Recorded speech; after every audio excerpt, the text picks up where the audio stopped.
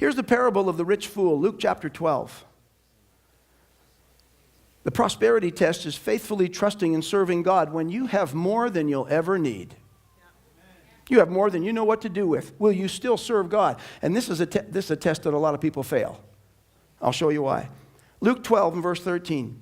One from the crowd said to him, "Teacher," to Jesus, tell my brother to divide the inheritance with me." But he said to him, "Man, who made me a judge or an arbitrator over you?" And he said to them, "Take heed and beware of covetousness." And I love this next sentence.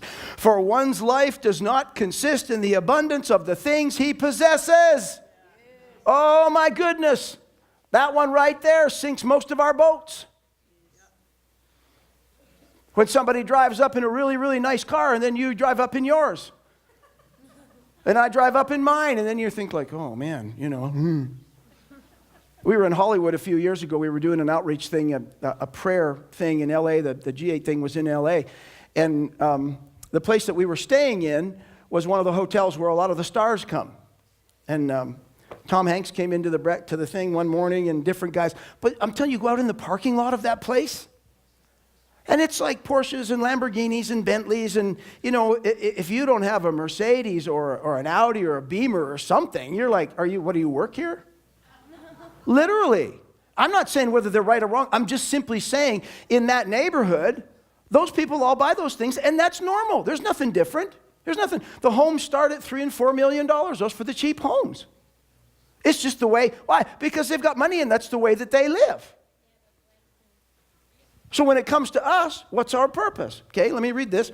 So take heed and beware, for one's life does not consist in the abundance of the things he possesses.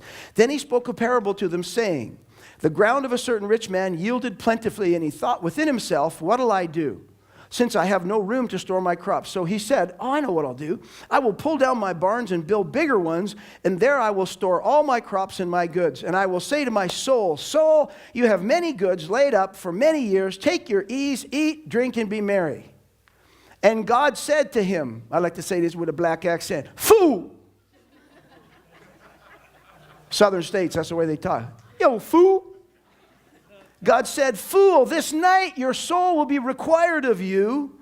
Then whose will those things be which you have provided?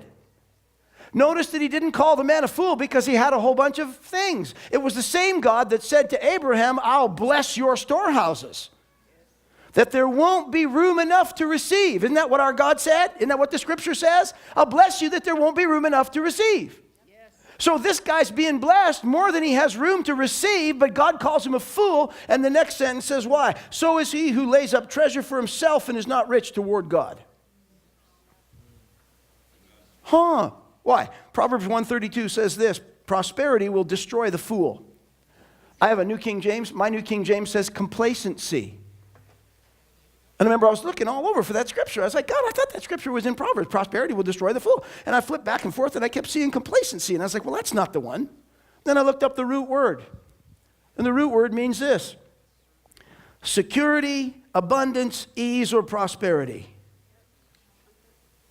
So complacency, when you have everything, if you don't have a purpose, it will ruin you.